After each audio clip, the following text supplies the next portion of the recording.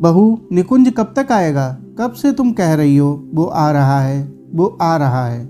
10 बजने वाले हैं, अब कब आएगा? सुनंदा जी बहू राशि से पूछे जा रही थी। माँ, आप कब तक इंतजार करेंगी? खाना खाकर सो जाइए, उनके आने का कोई वक्त तय नहीं रहता। ऑफिस में बहुत काम होते हैं, देरी हो जाती है, राशि उन्हें समझाते हुए बोली। निकुंज, कहाँ हो तुम? मुझे तो बातें बनाकर बहला देते हो, अब माँ को क्या बोलकर समझाओगे? काश तुम समझ पाते, एक माँ बहू के साथ कितना वक्त भी गुजार ले, सारे काम बहू से ही क्यों ना करवा ले। पर बाहर गए बेटे का इंतजार घर लौटने तक बुक करती ही है, राशि मन ही मन सोच रही थी।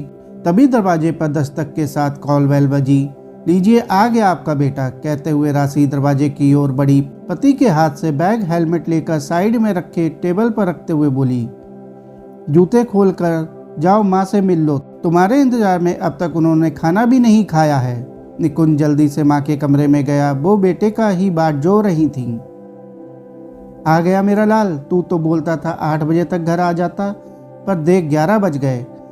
सुनंदा जी ने बेटे के बालों पर हाथ फेरते हुए कहा, हाँ माँ, लेट हो गया, कल जल्दी आ जाऊंगा, चलो खाना खा लो।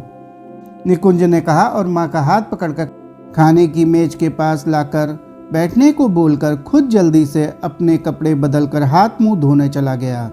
खाना खाकर सुनंदा जी को दवाइयाँ खाने को बोलकर निकुंज सोने के लिए जब कमरे में आया तो राशि उसका ही इंतजार कर रही थी। निकुंज, माँ पहली बार गांव छोड़कर हमारे पास आई है। पिताजी के जाने के बाद वो बड़े भैया के पास रह रही थी।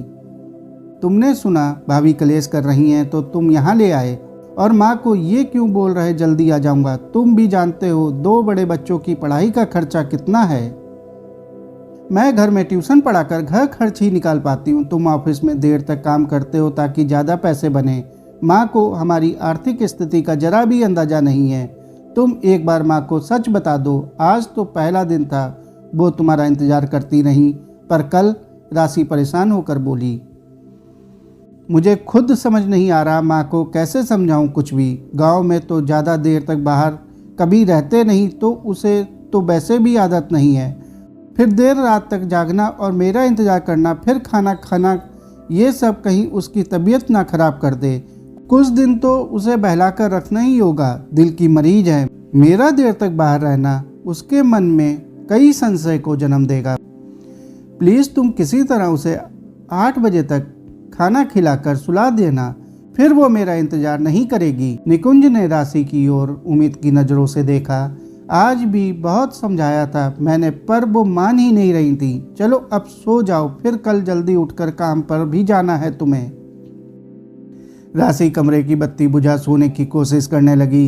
राशि कब हमारी ज़िंदगी फिर पटरी पर आएगी? माँ को तो मैं अपनी परेशानी बताकर परेशान नहीं करना चाहता। गांव में थी तो आधी आधी जिम्मेदारियों को हम दोनों भाइयों ने बांट लिया था, पर यहाँ पर सब कुछ मुझे ही देखना होगा।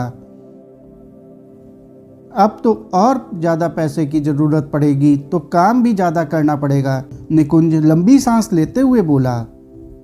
2-3 दिन बहाने बनाकर राशि सुनंदा जी को समझाने की कोशिश करने लगी, जिससे सुनंदा जी को लगने लगा अब बेटा मुझे प्यार नहीं करता, मुझे मजबूरी में यहाँ लेकर आया है, उसके पास मेरे लिए समय ही नहीं है। सुनंदा जी खाना तो खा लेती, पर उनका ध्यान बेटे के आने की आहट पर लगा रहता। निकुंज भी आकर एक बार माँ को देखने जरूर आता। सुनंदा जी बेटे की आहट अपने दरवाजे पर पाकर संतुष्ट हो जाती कि बेटा सही सलामत घर आ गया है।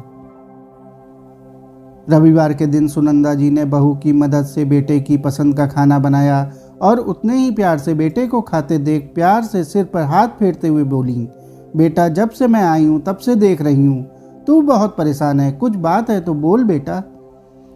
काश माँ मैं तुम्हें कुछ बता पाता, मन ही मन निकुंज ने कहा। बेटा काश तुम समझ पाते, तेरी माँ तेरे बिना कहीं भी तेरी परेशानी समझ रही है। हर दिन तेरा थका हुआ चेहरा बिना देखे महसूस कर पाती हूँ। बहू को घर के सारे काम खुद करना, फिर ट्यूशन पढ़ाना, बच्चों के लिए दिन भर परेशान रहना, और अब मेरे आ जाने से मेरी सेहत का ध्यान रखना, खाना पकाना, ये सब करना पड़ता है, और तू दिन रात काम कर रहा है। ये सब मुझे तुम लोग नहीं बताओगे तो क्या मुझे कुछ समझ नहीं आएगा? बेटा पर अपनी सेहत का भी ध्यान रख, तू ठीक रहेगा तभी तेरी माँ ठीक रहेगी, तेरी पत्नी और बच्चे भी ठीक रहेंगे, सुनंदा जी ने बेटे को प्यार से समझाते हुए कहा। मैं कह रही थी ना, वो माँ है, उन्हें सब समझ आ जाएगा। देखो बिना कहे बेटे की परेशानी समझ गई, राशि ने कहा। सही कहा बहू, एक माँ अपने बच्चों की परेशानी बिना कहे भाप लेती है। काश यही बात बच्चे समझ पाएं कि उनकी माँ बच्चों से बहुत ज़्यादा नहीं खोजती, बस उनका थोड़ा सा सानिध्य चाहती है। सुनंदा जी ने जैसे ही कहा, निकुंज माँ के गले लग गया। दोस्तों, हर माता पिता अपने बच्चों की परेशानी बिना कहे भाप लेते हैं। काश बच्चे भी माता पिता की परेशानी ऐसे ही समझ जाएं तो किसी घर में कोई तकरार ही ना हो। साथियों, आपको यह कहानी कैसी लगी कमेंट करके जरूर बताएं। कहानी अच्छी लगी हो तो कहानी को लाइक और चैनल को सब्सक्राइब कर लें। धन्यवाद।